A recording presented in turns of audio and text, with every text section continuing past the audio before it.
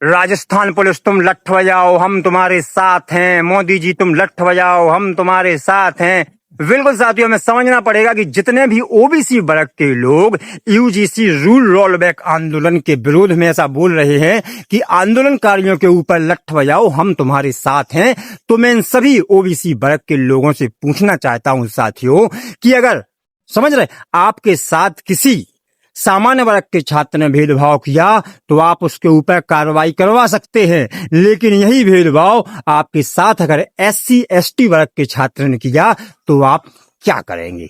आपको तो मान लो ये लाइसेंस मिल गया है कि आप झूठा फंसवा सकते हैं सामान्य वर्ग के व्यक्ति को, लेकिन अगर आपको किसी एससी एसटी वर्ग के छात्र ने झूठा फंसवा दिया तब आप क्या करेंगे? और इसकी क्या गारंटी है कि कोई झूठा नहीं फंसवाता है? ऐसे तमाम एससी एससी एसटी एक्ट को लेकर उदाहरण आपको मिल जाएंगे कि जो बाद में झूठे ही पाए जाते हैं।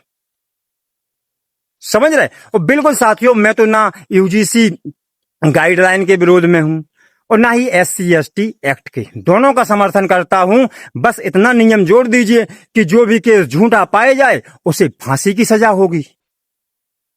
क्या दिक्कत है? बिल्कुल साथियों, हमें समझना पड़ेगा कि आज की वर्तमान स्थिति में जो हमारा एससी एसटी वर्ग है, ना तो वो आर्थिक स्थिति से पीछे है, ना ही बौद्धिक स्तर पर पीछे है और ना ही बल में वो पीछे है। रही बात साथियों हमारे एससी एसटी वर्ग के मान सम्मान की बात, तो उनके लिए हम अपनी जान देने के लिए भी तैयार हैं। लेकिन साथियों आपको ये भी समझना पड़ेगा कि हमें ये भेदभाव तो दिख जाता है कि भाई मंदिर में नहीं जाने दिया, उन्होंने पानी नहीं पीने दिया, लेकिन साथियों जब जाति देखकर वोट देते हैं लोग बाग और जब उसमें भेदभाव करते हैं कि अरे हम तो इस वर्ग के हैं, हम इस सामान्य वर्ग के व्यक्ति को क्यों वोट दें, तो क्या ये भेदभाव नहीं है? जब एक स्कूल, एक कॉलेज, एक क्लास, एक टीचर, तो फिर अलग अलग कानून क्यों? हमें समझना पड़ेगा कि किसी भी छात्र के साथ भेदभाव होता है तो एक कानून ऐसा क्यों नहीं बनाते कि कोई भी किसी भी जाति वर्ग का छात्र किसी भी जाति वर्ग के छात्र के साथ गलत करेगा, भेदभाव करेगा, उसके लिए सख्त से सख्त कार्रवाई, कठोर कानून बनाए जाएंगे।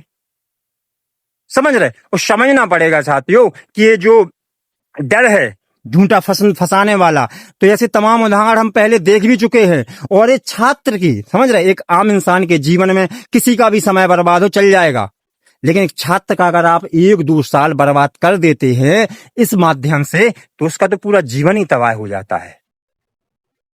तो हमें समझना पड़ेगा और सरकार को भी इस चीज के लिए समझना पड़ेगा कि वो ऐसे कानून बनाए कि जिससे किसी में मतभेद ना फैले। समझ रहे? आज एससी एसटी जो हमारा वर्ग है वो कोई और है क्या? वो भी तो हमारे ही परिवार का हिस्सा है।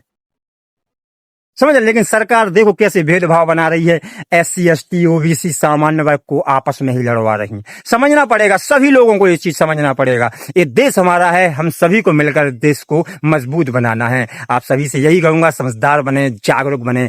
जय हिंद, जय भारत।